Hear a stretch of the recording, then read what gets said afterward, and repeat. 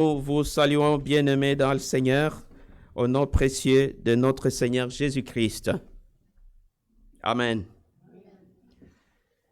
Que le nom du Seigneur soit glorifié et que son Église et son peuple élu et bien-aimé soient édifiés par la parole de vérité. Telle est notre prière, Seigneur. Donne-nous de parler de ta part, que nous soyons un instrument efficace et fidèle.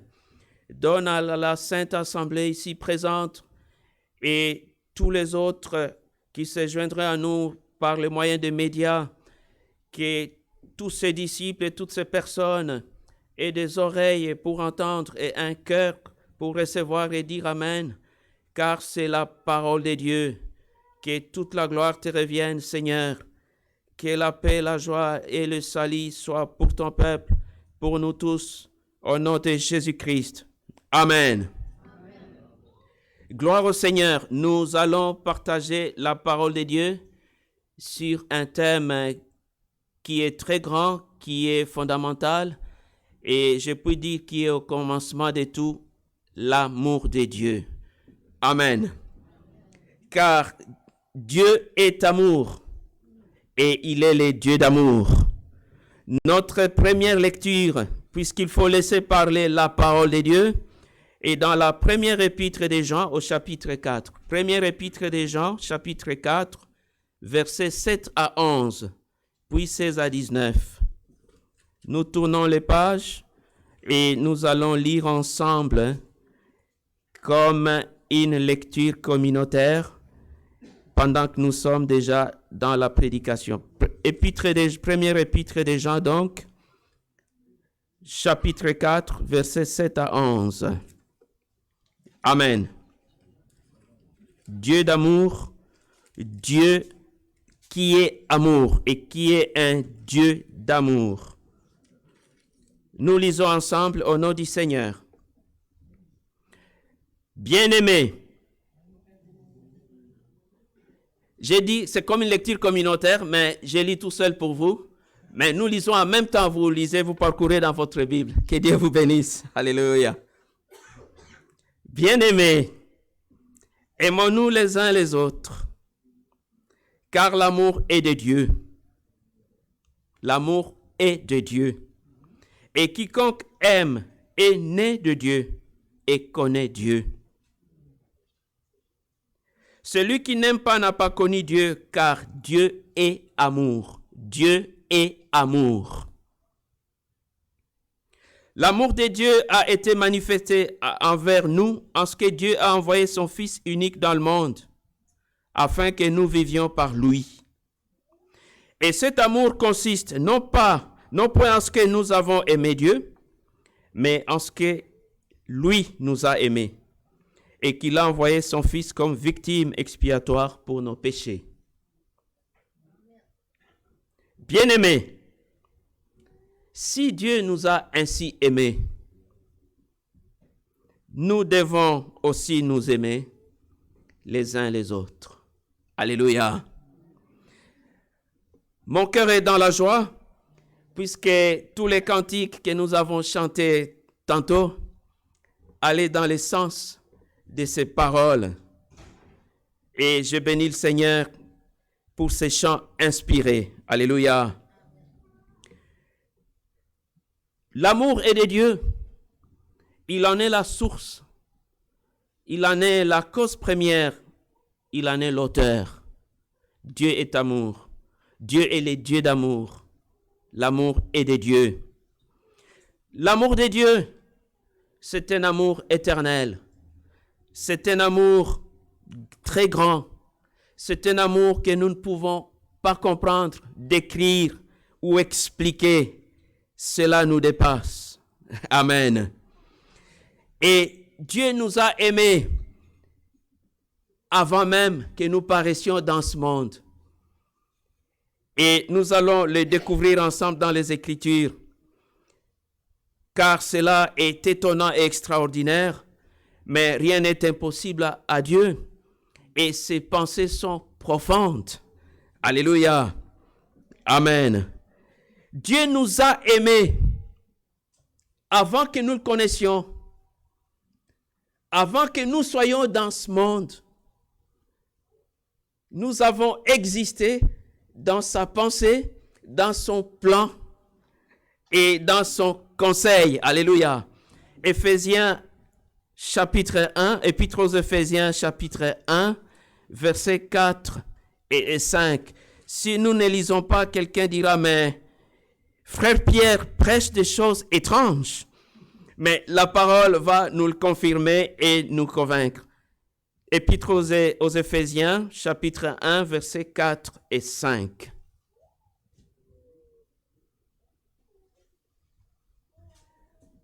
En Jésus-Christ, Dieu nous a élus avant la fondation du monde. Alléluia. Je reprends.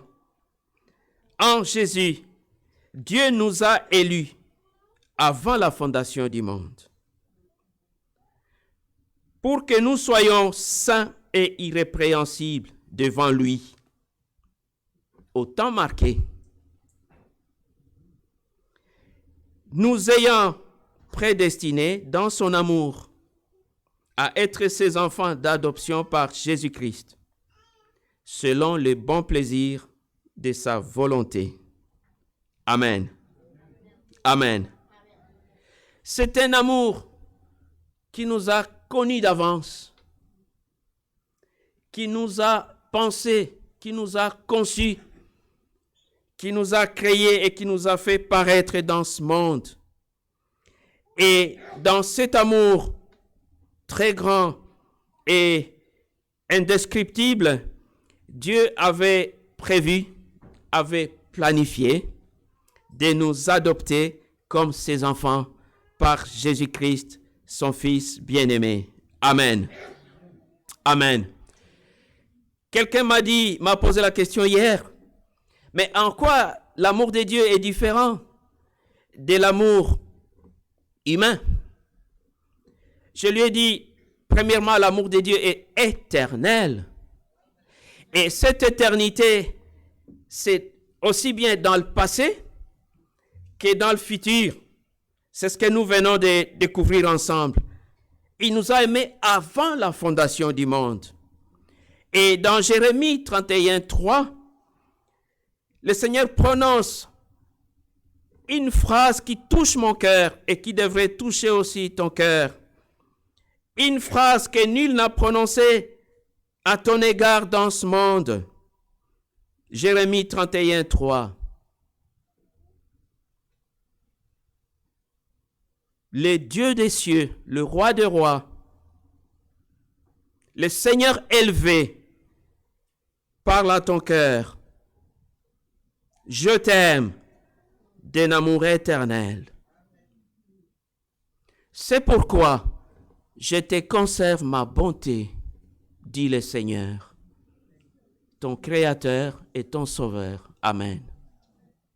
Amen. Je ne voudrais pas parler selon la théologie. Je voudrais parler de par l'esprit et avec le cœur. Entends l'écho de la voix du Seigneur qui dit en Ésaïe 54, 8, dans un instant de colère, je t'avais caché ma face. Ça nous est arrivé, non? De traverser l'épreuve, de rencontrer l'imprévu dans divers domaines de la vie. Et parfois de dire, où est le Seigneur? Que ne tardes-tu pas, oh mon Dieu? Dans un instant de colère, ou dans un instant où j'ai permis l'épreuve,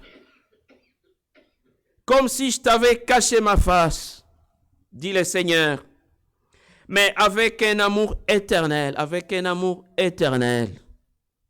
j'aurai toujours compassion de toi, dit le Seigneur, ton Sauveur. Alléluia. Amen. Je ne parle pas à la foule, mais je parle à une personne, je parle à chacun et à chacune. Et je vais être ce porte-voix pour faire entendre la voix du Seigneur. Alléluia. En Ésaïe 43, 4, Écoute encore ces paroles d'amour qui viennent du grand roi qui t'a accordé sa grâce, sa faveur. Amen. Mais avant ça, je veux dire, Dieu peut permettre l'épreuve. L'orage peut venir. Tout et tous peuvent sembler contre toi. C'est humain, ça nous arrive. Son amour et sa compassion demeurent sur toi. Et tu as la garantie du secours de Dieu. Dieu vient à ton secours, car c'est un Dieu d'amour. Amen. Ésaïe 43, 4. Parce que tu as du prix à mes yeux, parce que tu es précieux, parce que tu es précieuse aux yeux du Seigneur, écoute la voix du Seigneur qui te dit, parce que tu es honoré et que je t'aime, parce que tu es honoré et que je t'aime. Amen. C'est merveilleux. Ça peut être incroyable que le Créateur de tout l'univers, les dieux très grands, s'adresse à ta modeste personne, s'adresse aux plus petits d'entre nous ou à la personne la plus âgée d'entre nous pour dire, mon fils, ma fille, je te connais et je t'aime. Tu as du prix à mes yeux. Alléluia. Alléluia. Amen. Tu as un tel prix aux yeux du Seigneur que j'ose dire, tu aurais été seul au monde, seul sur la terre, que Jésus-Christ serait venu juste pour toi, juste pour sauver. Amen. Car quel est le prix d'une âme? Quel est le prix d'une âme? Il est très élevé. Il est très élevé. Pour toi seul, Jésus serait venu. En fait, pour toi, Jésus est venu. Alléluia. Gloire à Dieu. Gloire à Dieu. Alors, l'amour de Dieu ne s'arrête pas à des paroles, à un discours, à une prédication, à des écrits. C'est un amour manifesté. C'est un amour exprimé. C'est un amour vécu. C'est un amour traduit en actes. C'est un amour véritable. Dieu nous aime. Dieu aime en vérité.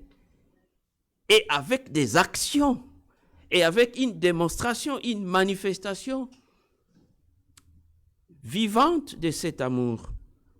Et cela touche nos vies, aussi bien dans le passé, dans le présent, dans l'avenir que dans l'éternité. L'amour de Dieu est un amour véritable qui crée. C'est un amour qui nous aime, qui nous donne, qui nous sauve, qui nous instruit, qui nous sanctifie. C'est un amour qui nous adopte. La Bible dit que nous étions sans Christ auparavant. Nous étions emportés dans le train de ce monde. Mais aujourd'hui, nous avons été ramenés à la maison, rapprochés, réconciliés avec Dieu. Nous avons été adoptés comme enfants bien-aimés du Seigneur Dieu. C'est son amour qui nous a adoptés. C'est en vertu de son amour qui nous a adoptés. Alléluia. Nous qui étions loin, il nous a rapprochés.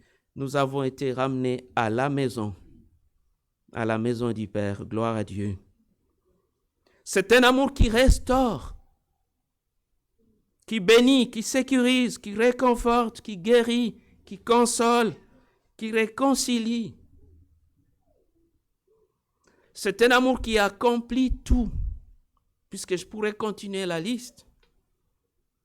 Et ce fut la dernière parole avant que Jésus soupire pour et rende l'âme, ou rende son esprit, comme il est écrit, là sur la croix, il avait crié ou prononcé, tout est accompli.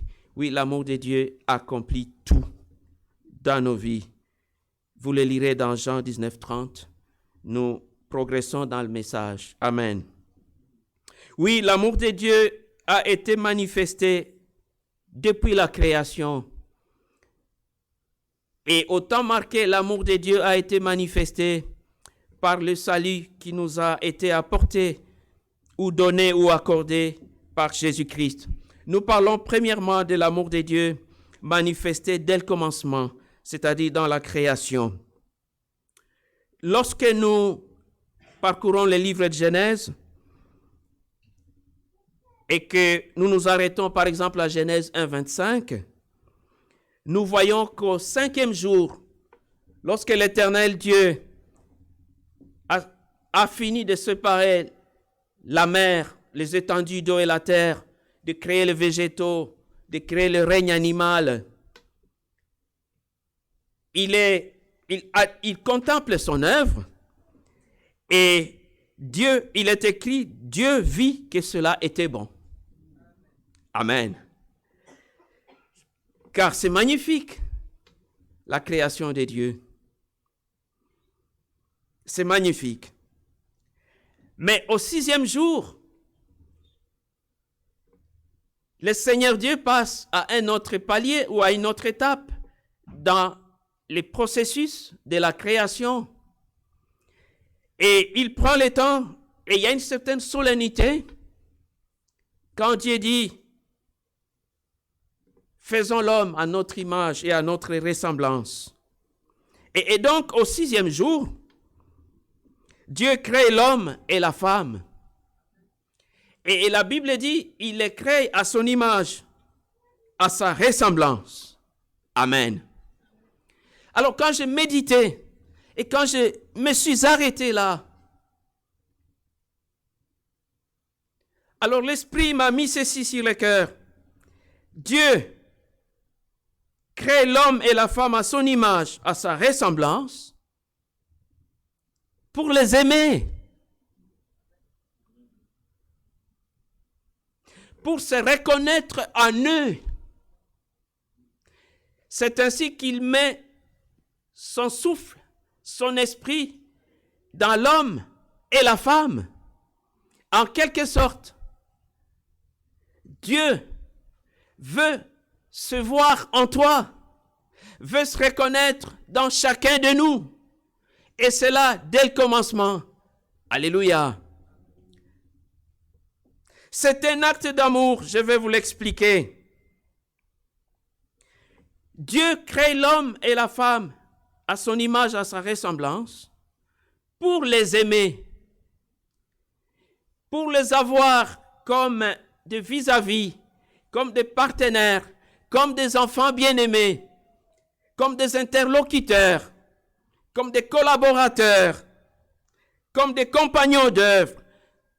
En fait, pour être en relation et en communication avec eux. Amen. Et Dieu met en eux quelque chose de lui.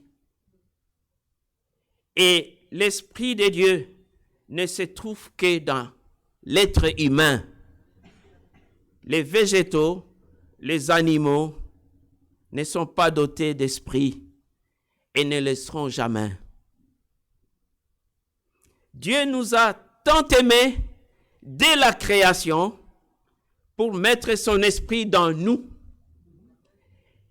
et pour se regarder, se voir, se reconnaître dans nous. Et des siècles plus tard, l'apôtre Jacques les rend si bien en Jacques 4, 5. Il dit, c'est avec jalousie que Dieu chérit l'esprit qu'il a fait habiter en nous. Amen. Dieu chérit son esprit dans toi. Dieu veut se reconnaître dans toi. Dieu te veut comme son enfant bien-aimé. Dieu veut être en relation avec chacun de nous, avec chacune de nous. Je parle à l'Église, mais je parle aussi à ceux qui sont encore dehors et qui devraient entendre cette parole et ouvrir leur cœur au Seigneur pour répondre à son amour et à cet appel au salut, car cela est donné par grâce, gratuitement. Amen. C'est avec jalousie, c'est avec une grande tendresse, c'est avec une grande attention, un grand intérêt que Dieu chérit dans toi son esprit. C'est avec une grande tendresse, finalement, que Dieu t'aime et te chérit. Alléluia. Et cela, c'était dès le commencement et c'était dans les plans de Dieu.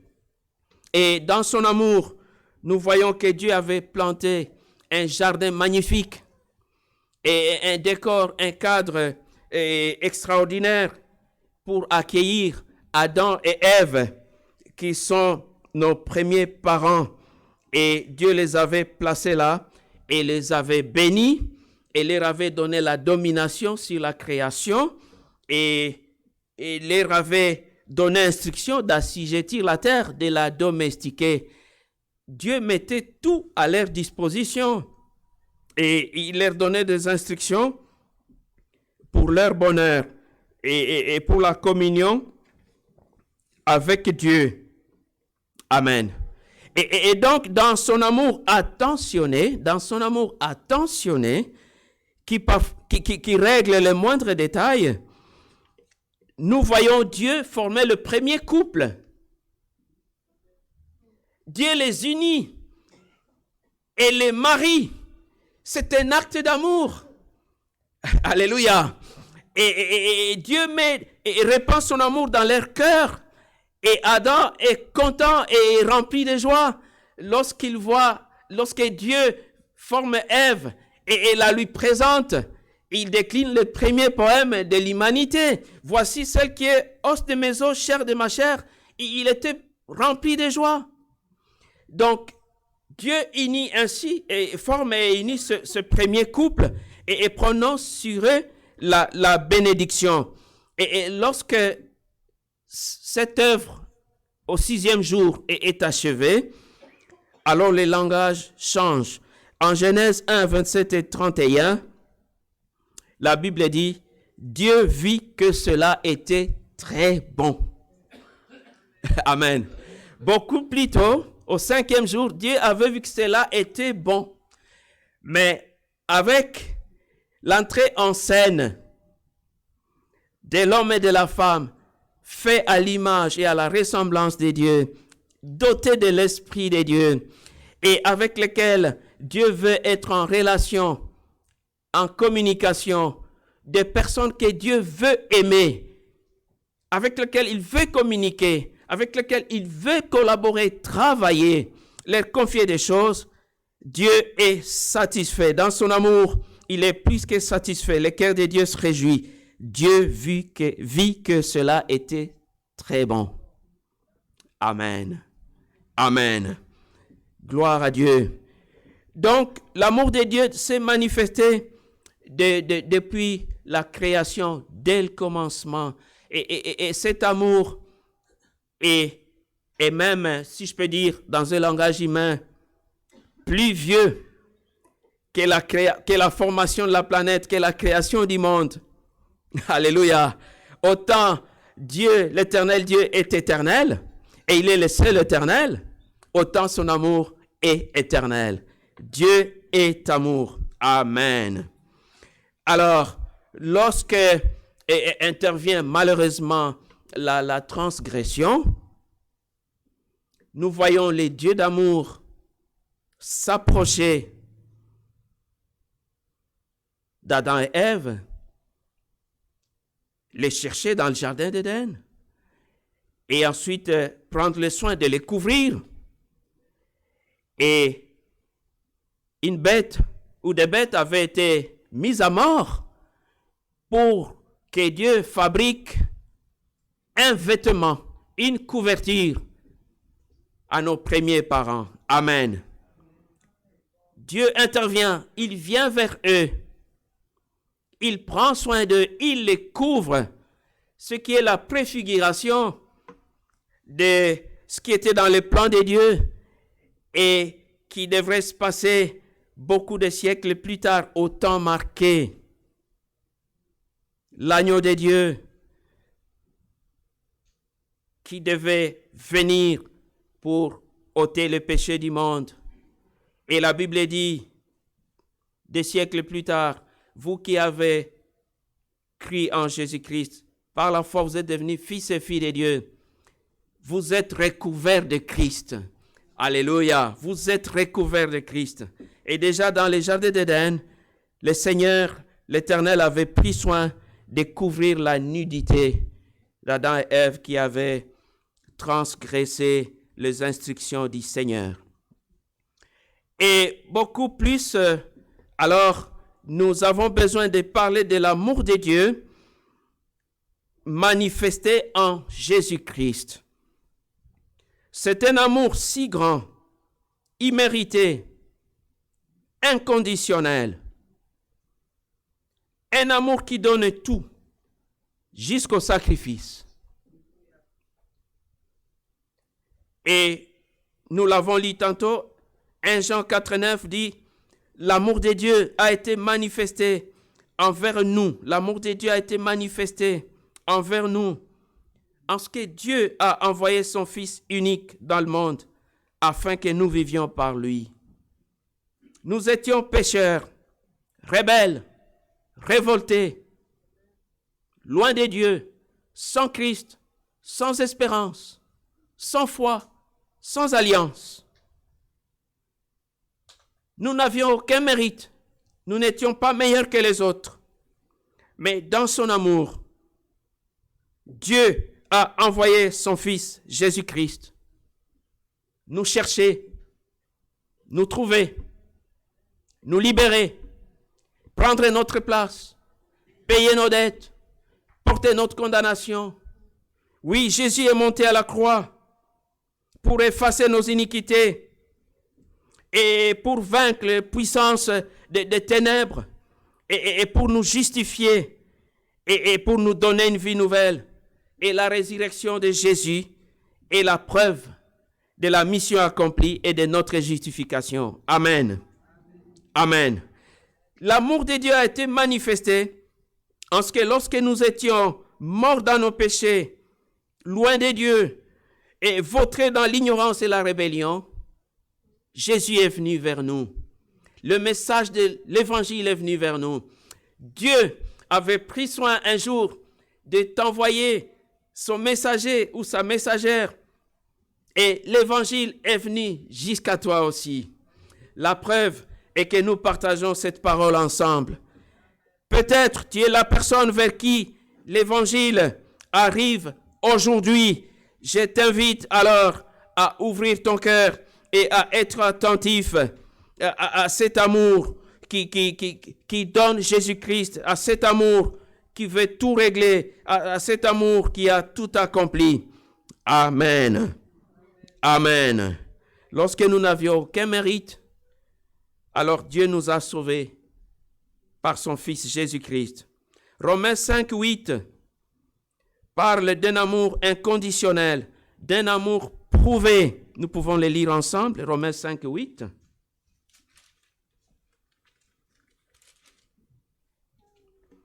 D'un amour inconditionnel, d'un amour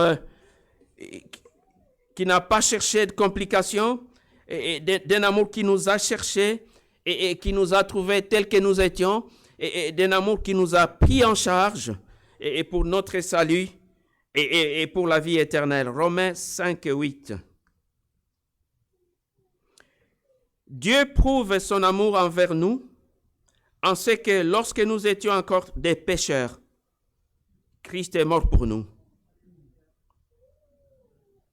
Lorsque nous étions encore des pécheurs, Christ est mort pour nous. Nous n'avions aucun mérite. Mais Dieu a accompli en Jésus-Christ cette grande œuvre pour te sauver, pour me sauver, pour nous sauver. C'est la grâce de Dieu qui a accompli cela. Car la Bible dit que même cette étincelle de foi qui aille dans notre cœur pour être attentif au message de l'Évangile et pour dire oui et amen, j'accepte Jésus-Christ comme Seigneur et Sauveur. Cela ne venait pas de nous-mêmes. La Bible dit que c'est là encore un don de Dieu. C'est un acte d'amour. Amen. C'est un acte d'amour. Éphésiens 2, versets 4 et 9. Laissons parler les Écritures. Cela va nous édifier et parfois nous étonner. Éphésiens 2, versets 4 à 9.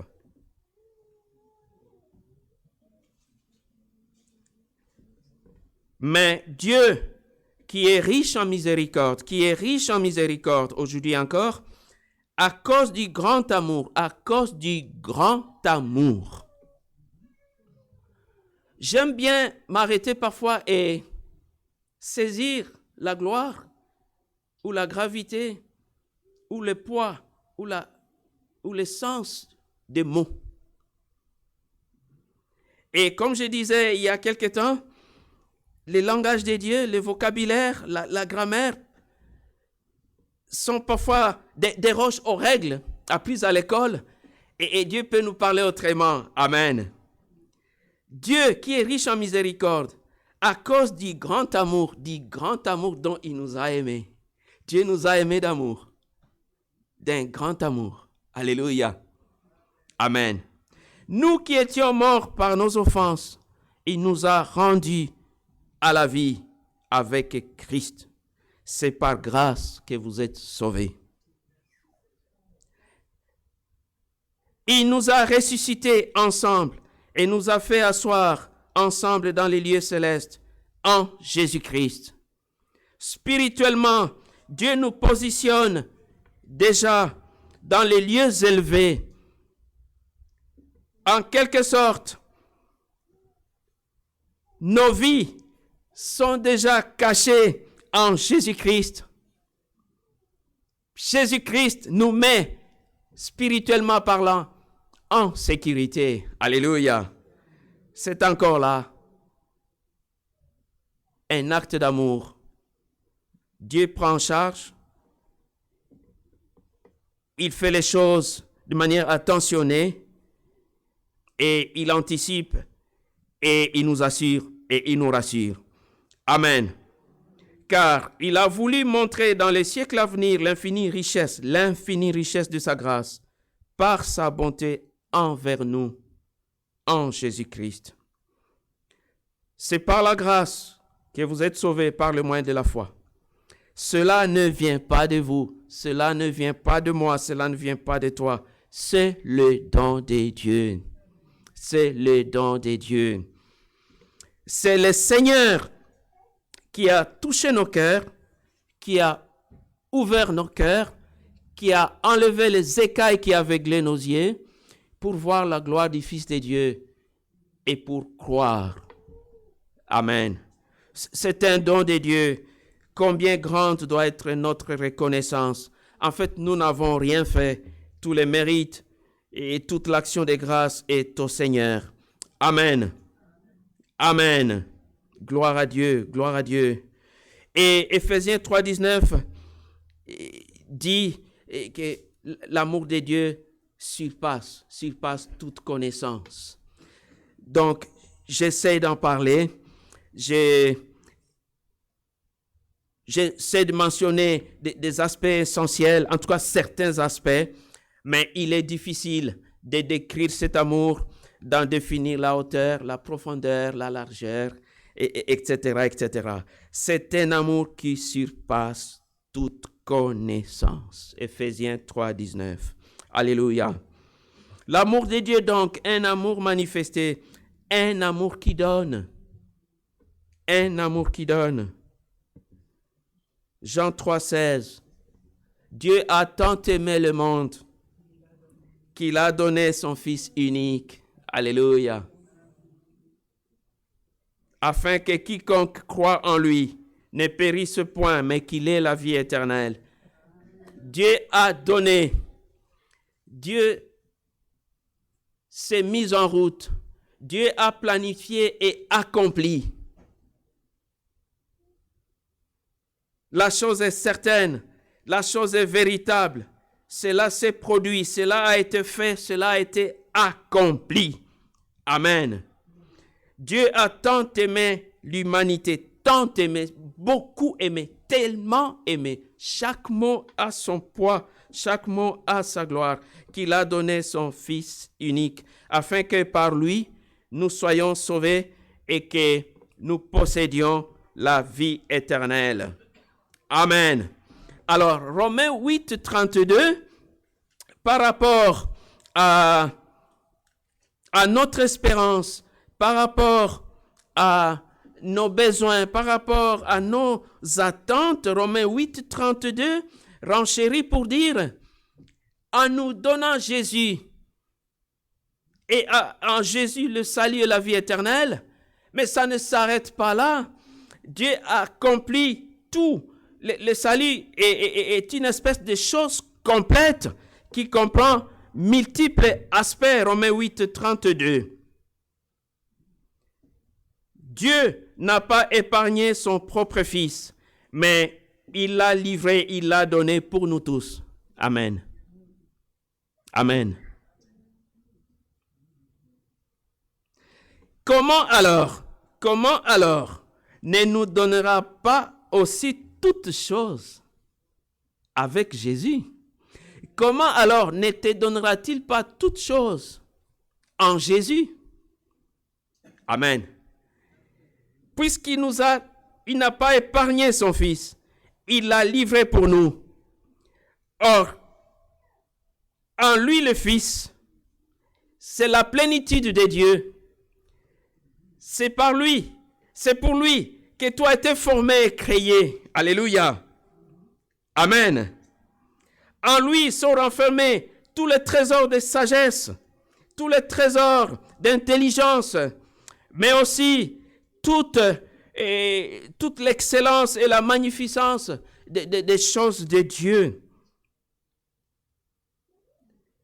Comme Dieu nous a donné Jésus-Christ, comment manquera-t-il de nous donner toutes choses avec lui? Juste pour dire que en Jésus-Christ, Dieu nous a sauvés, nous a donné la vie éternelle, nous a adoptés comme ses enfants, mais aussi nous a tout donné. Alléluia. Dieu a ouvert les fenêtres du ciel pour répandre sur toi et moi sa bénédiction. Alléluia. Amen. Amen. Et donc, le salut, l'adoption, la bénédiction, la guérison, la délivrance, la victoire, la vie éternelle, cela fait partie du paquet de notre salut. Amen. Oui, bien que nous sommes pèlerins sur terre et spécialement et véritablement citoyens du ciel, mais le Dieu d'amour veut s'occuper aussi bien de notre temps de pèlerinage, qui est un temps de préparation, ça a son importance, mais et surtout évidemment de ce qui arrivera après, de l'éternité et de la survenance ou de la manifestation de son royaume. Dieu pense à tout cela. Alors, 1 Timothée 4:8, donc première épître de Timothée, ou à Timothée, son chapitre 4, le verset 8, la Bible dit juste en passant que notre attachement au Seigneur, ce qui s'appelle la piété, et nous fait gagner doublement. Pendant que nous sommes sur cette terre, nos regards fixés sur Christ, nos cœurs aimant Dieu et attachés à lui, nous pouvons compter sur lui. Il est le pasteur de nos vies, il est le berger de nos âmes. Il est normal qu'il prenne soin de nous pendant notre pèlerinage. C'est une évidence que le Seigneur, aujourd'hui et demain, prend soin de son Église, que nous sommes. Combien de fois avons-nous été exposés et le secours de Dieu s'est manifesté? Combien de fois avons-nous été contrariés et Dieu nous a consolés? Combien de fois avons-nous été abaissés ou renversés et Dieu nous a relevés? Combien de fois avons-nous chuté et Dieu nous a pardonné et nous a fait reprendre la marche? Combien de fois avons-nous été malades et Dieu nous a guéris? Alléluia. Sans le Seigneur, je vous dis la vérité, je serais mort très jeune. Et je ne serai pas là pour vous partager avec vous cette parole. Combien de fois le Seigneur m'a guéri? Parfois des maux mystérieux, parfois des maladies déclarées par la médecine moderne, et quelques temps après, plus de traces de la maladie. Dieu fait ce qu'il veut. Rien n'est impossible à ton Seigneur, et tout est possible à celui qui croit. Alléluia. Bien-aimé, je t'invite, il faut toujours croire, il faut toujours s'attendre à Dieu. Il faut toujours s'attendre à Dieu. Rien n'est impossible au Seigneur. L'ange dit à Marie, tu enfanteras, tu auras un fils, par la vertu du Très-Haut. Elle dit oui. Et l'ange dit, car rien n'est impossible à Dieu. Elle dit, qu'il me soit fait, c'est la volonté du Seigneur, car j'ai trouvé grâce à ses yeux. Alléluia. Donc, mettons de côté, apprenons à mettre de côté notre raisonnement, notre intellectualisme, et tout ce qui est modernisme et tout ça, pour souvent fixer les regards au Seigneur. Au Seigneur Dieu, au devant de qui rien n'est impossible. Et Philippiens 4 et 6, je crois, nous y invite. Pour tous nos besoins, apportons-les au Seigneur, avec des prières et des supplications, avec des actions de grâce. Il prendra soin de ses brebis. Il prendra soin de sa brebis que tu es. Alléluia. Le Seigneur prend soin de son Église. Et donc, l'apôtre Paul dit dans l'épître adressé à Timothée et à toute l'Église que l'attachement au Seigneur est utile à toutes choses. Lorsque nous sommes attachés au Seigneur, il nous assure, il nous garantit, il nous protège, il nous instruit lors de notre pèlerinage terrestre. Il nous prépare en fait à sa rencontre. Et l'Église aujourd'hui attend l'avenir du Seigneur, n'est-ce pas? Et les ministres de Dieu, et nous tous, chacun dans l'exercice de la charge que Dieu lui a confiée, nous travaillons à la préparation de l'Église, à la rencontre de l'époux qui est le Seigneur. Et pendant cette préparation, donc, le Seigneur prend soin. Le Seigneur s'occupe de chacun de nous. Le Seigneur sanctifie son Église. Le Seigneur nous instruit. Le Seigneur s'occupe de nos familles. Le Seigneur nous console. Il dit, je m'en vais, mais je ne vous laisse pas seul. Je vous donne le Saint-Esprit. Il est dans le cœur du croyant. Il est au milieu de l'Église pour nous consoler et nous enseigner. C'est encore là un acte d'amour. Alléluia. Alors l'apôtre dit, la piété est utile à tout.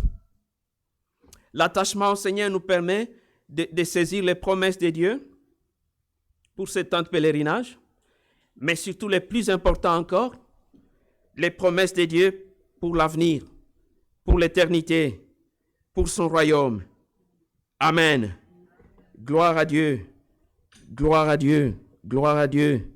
Dans son amour, Dieu nous prend en charge globalement. Il règle nos dettes du passé. Il règle les litiges liés à nos péchés. En quelque sorte, la Bible dit que à la croix, Jésus a cloué l'acte dont les ordonnances nous condamnaient. Il a effacé nos iniquités et il nous a fait grâce. Amen. Amen. Donc, nous sommes adoptés en Jésus-Christ. Nous sommes enfants de Dieu.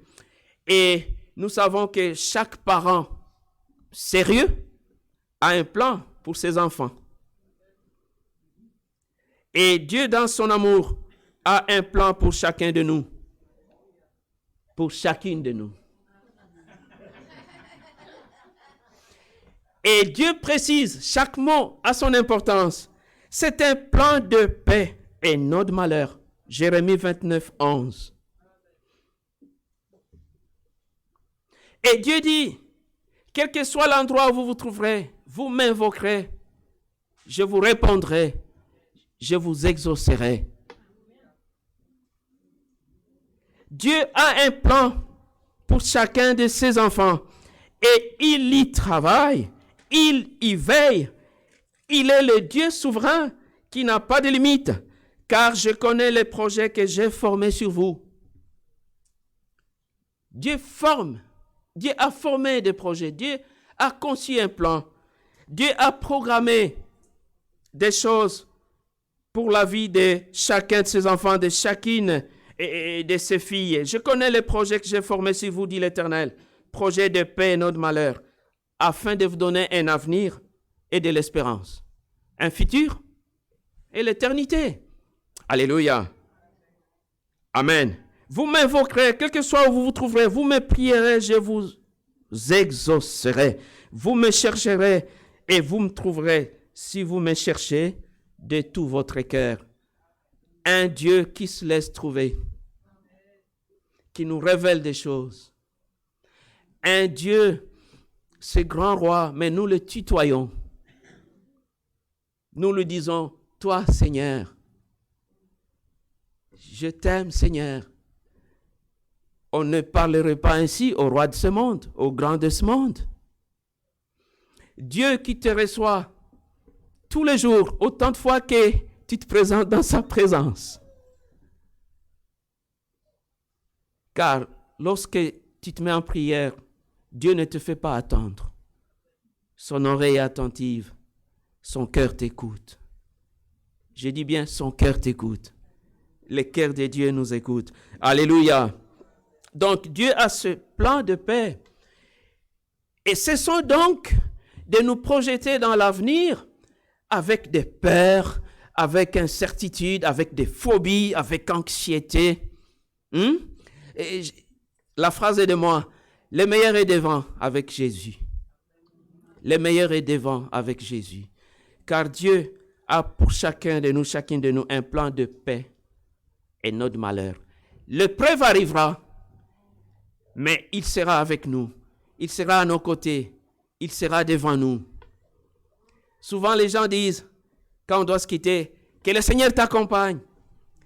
Moi, j'ai appris à dire que le Seigneur te précède, qu'il soit devant. Je crois que c'est encore meilleur. Alléluia. Amen. Parce que là, il peut prévenir, prévoir les choses, anticiper les risques, éloigner les dangers. Que le Seigneur te précède dans ton projet, que le Seigneur te précède dans ta charge, que le Seigneur te précède dans ton voyage. Alléluia. Amen. Alors, non seulement le Dieu d'amour a un plan pour chacun de ses enfants, chacune de ses filles, mais aussi dans son amour, il nous accorde ce que nous n'avons pas pensé, ce que nous n'avons pas mérité, un héritage qui ne passera pas, qui ne rouillera pas, qui ne sera pas dilapidé, qui ne sera pas dérobé. Amen. Et la Bible nous appelle héritiers de Dieu, co-héritiers de Christ. Toutes les promesses sont pour toi et moi, sont pour nous tous. Alors, au sujet de l'héritage, nous pouvons les lire dans Romains 8, versets 16 et 17. Je crois que ça c'est tellement important. Nous pouvons les lire rapidement. Romains 8, versets 16 et 17. L'Esprit lui-même rend témoignage à notre esprit que nous sommes enfants de Dieu. Cette parole est certaine et véritable. Tu es une enfant de Dieu, tu es un enfant de Dieu par la foi en Jésus-Christ. Et si nous sommes enfants, et comme nous sommes enfants, alors nous sommes aussi héritiers. Héritiers de Dieu et co-héritiers de Christ. Mais alors, nous devons être prêts à souffrir avec lui afin d'être glorifiés avec lui. C'est que quand arrive l'épreuve, l'imprévu, l'adversité, cela ne doit pas nous décourager ou nous étonner ou nous faire retourner en arrière. Mais nous devons garder le regard fixé sur Christ, dont Hébreu dit qu'il est le chef et le directeur de notre vie et de notre foi. Je suis fier quand je dis Jésus-Christ est mon chef et mon directeur. C'est merveilleux, non? Il est mon chef direct, il est mon directeur.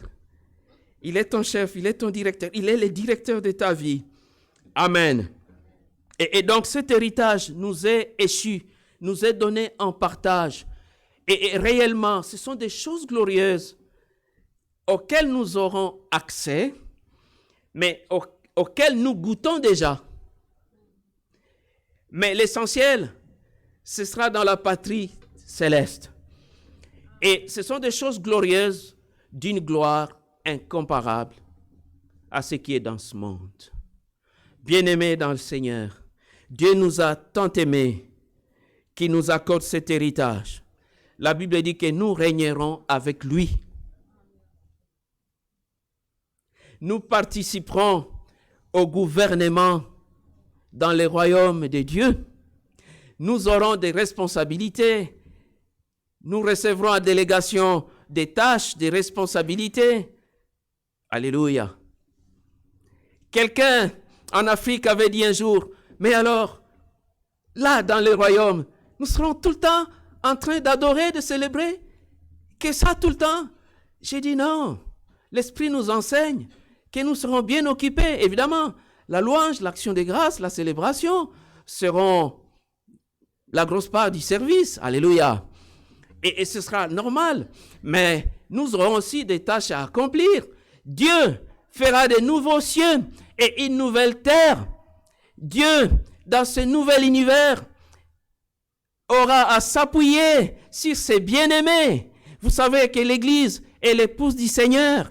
Vous savez que les élus seront toujours avec le Seigneur et régneront avec lui, c'est-à-dire gouverneront avec lui, c'est-à-dire et travailleront avec lui, c'est-à-dire on ne s'ennuiera pas. Il y a des choses glorieuses qui nous sont échues en partage en Jésus-Christ. Et quand nous contemplons déjà ces choses, quand nous avons la vision de ces choses, alors cela nous donne la force de persévérer.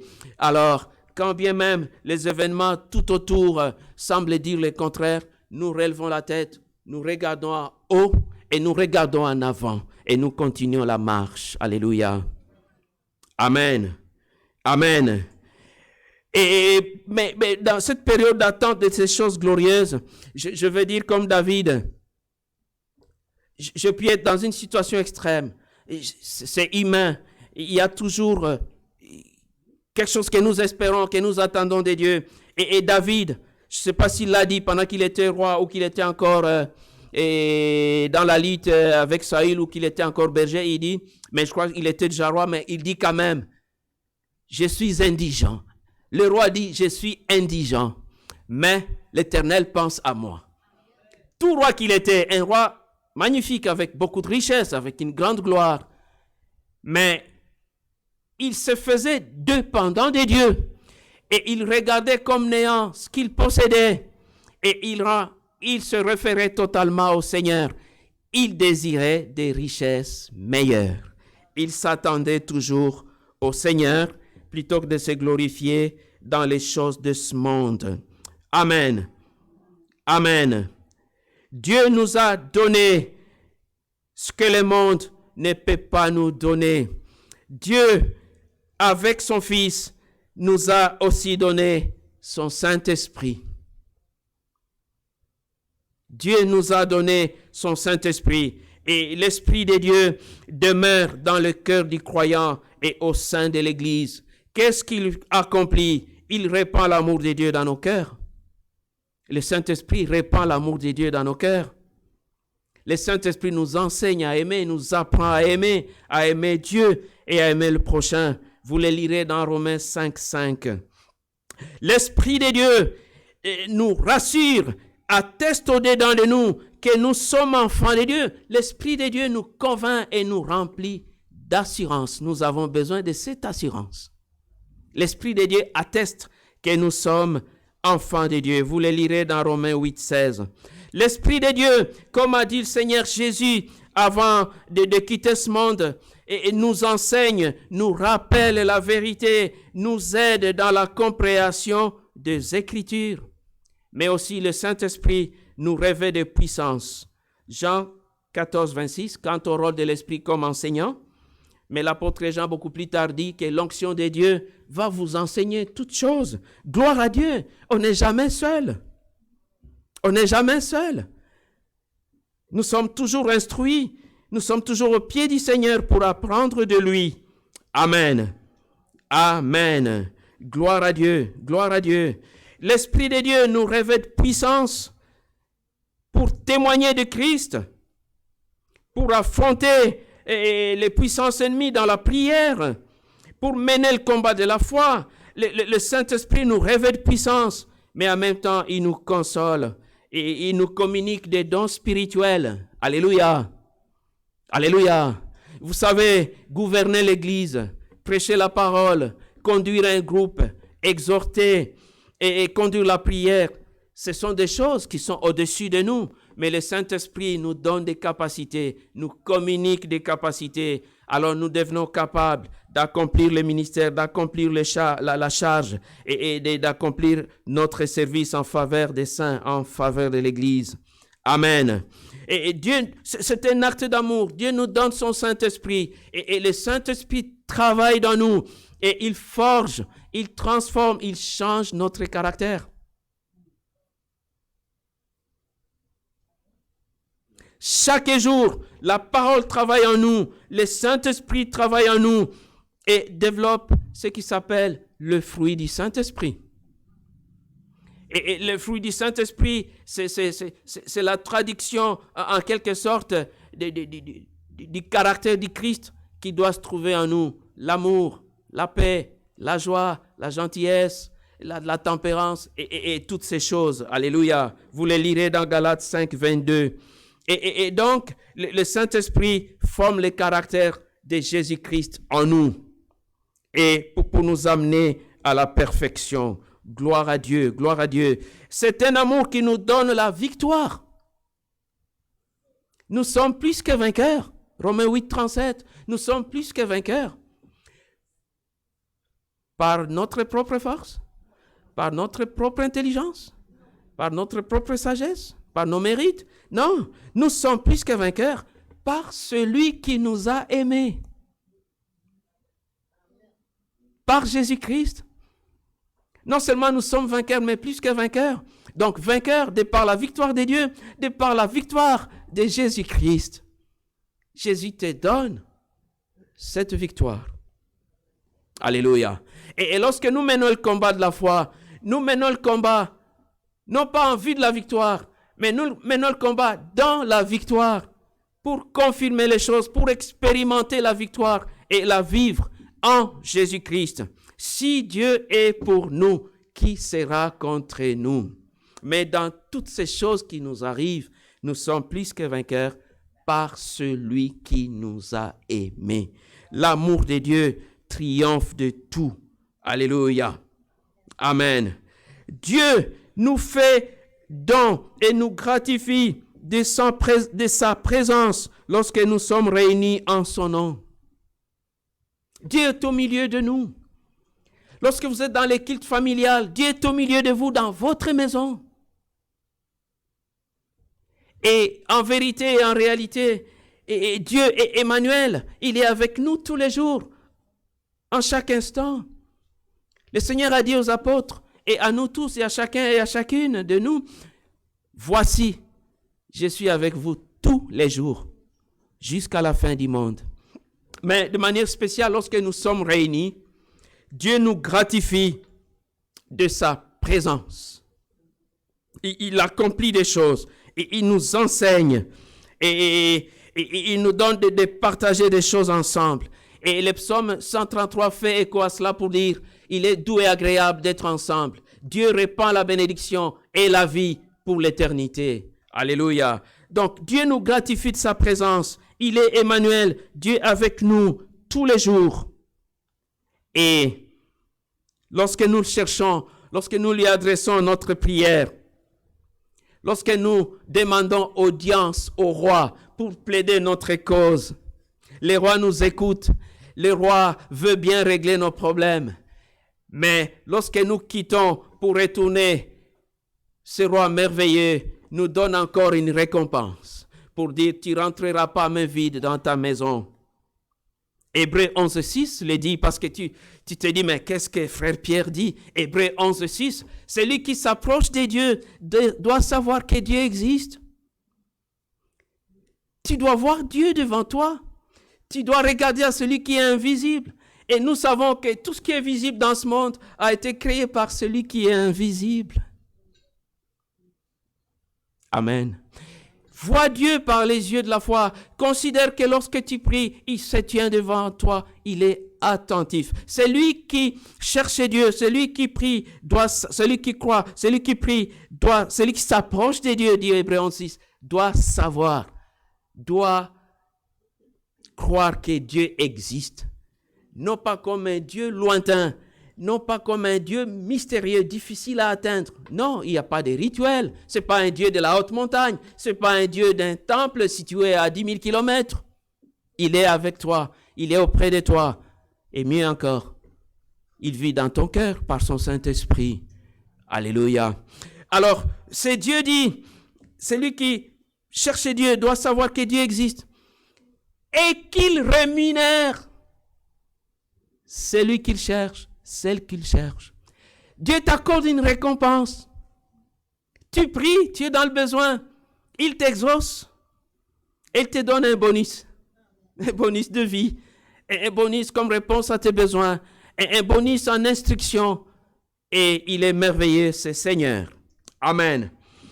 Je propose, sauf si on me fait signe et que je peux encore avoir quelques minutes, sinon, je propose, de peur qu'il y ait abondance d'aliments, de pain ou de nourriture, que je m'arrête là et que les autres aspects de l'amour de Dieu, nous puissions les aborder prochainement pour parler de l'amour qui pardonne, de l'amour qui justifie, de l'amour qui sanctifie et glorifie, mais pour parler aussi de notre réponse à l'amour de Dieu.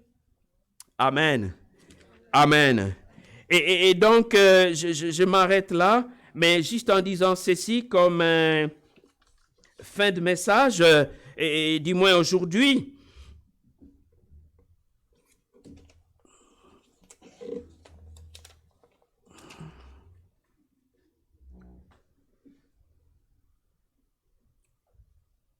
c'est un amour grand.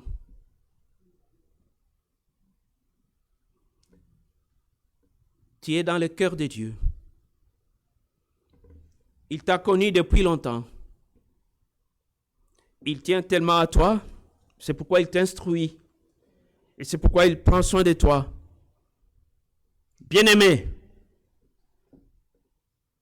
savoir que nos noms sont inscrits dans les cieux, dans les livres de vie de l'agneau. Quelle grâce, quelle assurance, quel privilège.